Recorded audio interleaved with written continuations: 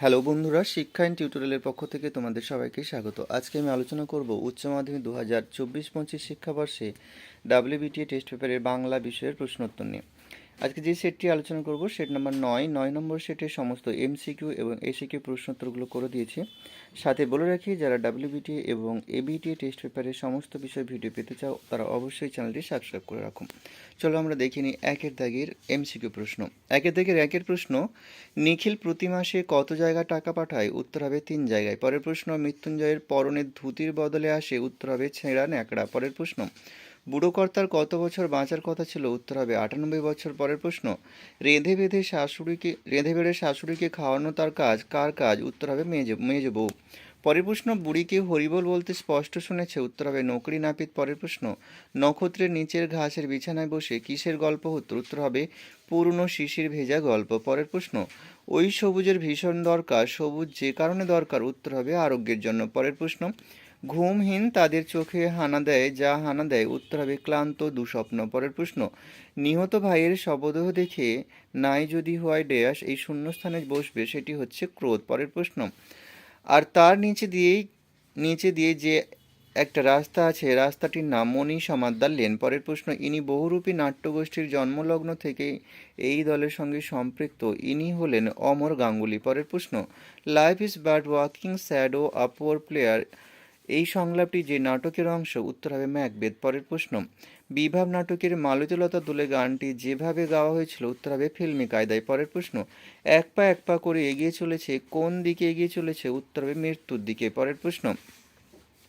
কে তুললো এতবার, কি গড়ে তোলার কথা বলা হয়েছে? উত্তর হবে ব্যাবিলন। পরের প্রশ্ন, উনি রীতিমতো হতভম্ব, এখানে উনি হলেন বলি কান্ধারী। পরের প্রশ্ন, সত্যজিৎ রায়ের জলসাঘর ছবির সঙ্গীত নির্দেশক ছিলেন? উত্তর হবে ওস্তাদ রিলায়েত খাঁ। পরের প্রশ্ন, রবীন্দ্রনাথের সহজ পাঠ গ্রন্থের প্রচ্ছদ ও অলঙ্করণ করেছিলেন? উত্তর হবে নন্দলাল বসু। পরের প্রশ্ন, প্রথম কোন বাঙালি মহিলা সাঁতার কেটে ইংলিশ চ্যানেল অতিক্রম করেছিলেন? উত্তর হবে আরতি সাহা। পরের প্রশ্ন, সঞ্জনীর ব্যাকরণ তত্ত্বের জনক? উত্তর হবে নোয়াম চমস্কি। পরের প্রশ্ন, ভারতের অভিধান রচনার সূত্রপাত ঘটান? উত্তর হবে ইয়াক্স।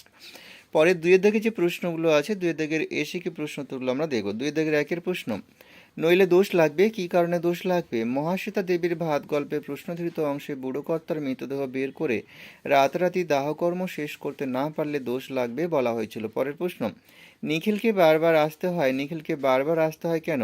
মানিক বন্দ্যোপাধ্যায়ের কে বাঁচে গল্পে পথে পথে ঘুরে বেড়ানো বন্ধু মৃত্যুঞ্জয়ের বাড়ির লোকেদের খোঁজ খবর নিতে নিখিলকে মৃত্যুঞ্জয়ের বাড়িতে বারবার আসতে হয়। পরের প্রশ্ন, ঘুরে ফিরে ঘরে আসে, কি ঘুরে ফিরে আসে? উত্তর হবে মহুয়ার দেশ কবিতায় উদ্ধৃত অংশে ধোঁয়ার বঙ্কিম নিঃশ্বাস অর্থাৎ শিল্প সভ্যতার দূষণ ঘুরে ফিরে আসে, এই কথা বলা হয়েছে। পরের প্রশ্ন, গাছগুলো তুলে আনো, কেন এই আহ্বান? শক্তি চট্টোপাধ্যায় তার আমি দেখি কবিতায় গাছগুলো তুলে আনতে বলেছেন, কারণ সবুজ গাছ দেখা আর তার স্পর্শ কবির শরীরের জন্য অত্যন্ত প্রয়োজন। পরের প্রশ্ন, সেই কবির কবিতায় কি জাগে? মৃদুল দাশগুপ্তের ক্রন্দনরত জননীর পাশে কবিতার জঙ্গলে পাওয়া নিখোঁজ মেয়েটির ছিন্ন ভিন্ন করুণ অবস্থার প্রতিবাদে ফেটে পড়ার জন্য কবির কবিতায় বিবেক জাগে। পরের প্রশ্ন, নিষ্পন্দ নিরপরাধ ঘুমকে নিরপরাধ বলা হয়েছে কেন? জীবনানন্দ দাশের শিকার কবিতায় ঘুমকে নিরপরাধ বলা হয়েছে কারণ হরিণীর মৃত্যু তার নিজের অপরাধের কারণে ঘটেনি, ঘটেছে মানুষের লালসার কারণে। পরের প্রশ্ন, বহুরূপী লাটে উঠবে কেন? সৌম্যমিত্রের বিবাহ নাটকে নিষিদ্ধ রাজনৈতিক আদর্শের সঙ্গে বহুরূপীর সম্পর্ক আছে জানলে বহুরূপী লাটে উঠবে। পরের প্রশ্ন, সব আছে শুধু মানুষ নেই, এমন কথা মনে হলো কেন? অজিতেশ বন্দ্যোপাধ্যায়ের লেখা নানা রঙের দিন নাটকে শীতের অন্ধকারের মধ্যরাত্রে জনমানসহীন প্রেক্ষাগৃহটি দেখে অভিনেতা রজনীকান্ত চট্টোপাধ্যায়ের মনে হয়েছে সব আছে শুধু মানুষ নেই। পরের প্রশ্ন, এই নিয়ে নাটক লেখা, কোন বিষয় নিয়ে নাটক লেখার কথা বলা হয়েছে?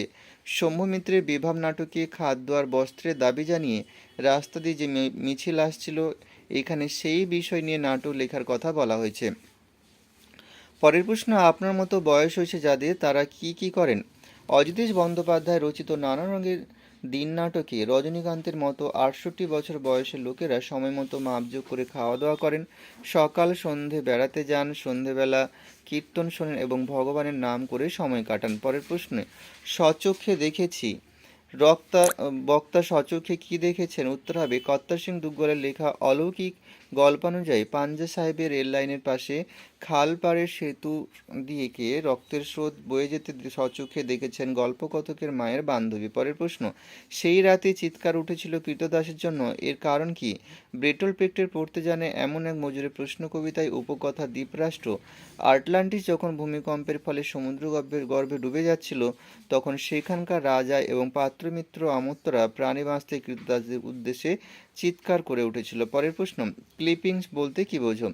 কোনো পদ সংক্ষিপ্ত রূপ লাভ করলেও মূল পদের অর্থটি প্রকাশ করলে সেই নতুন পদকে বলে ক্লিপিংস বা সংক্ষেপিত পদ।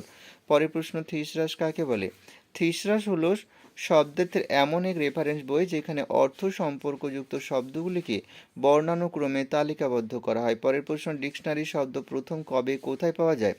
ডিকশনারি শব্দটি প্রথম পাওয়া যায় 1538 খ্রিস্টাব্দে প্রকাশিত থমাস এলিয়টের লাতিন ইংরেজি অভিধানে। এখানেই শেষ করলাম। সবাই ভালো থেকো।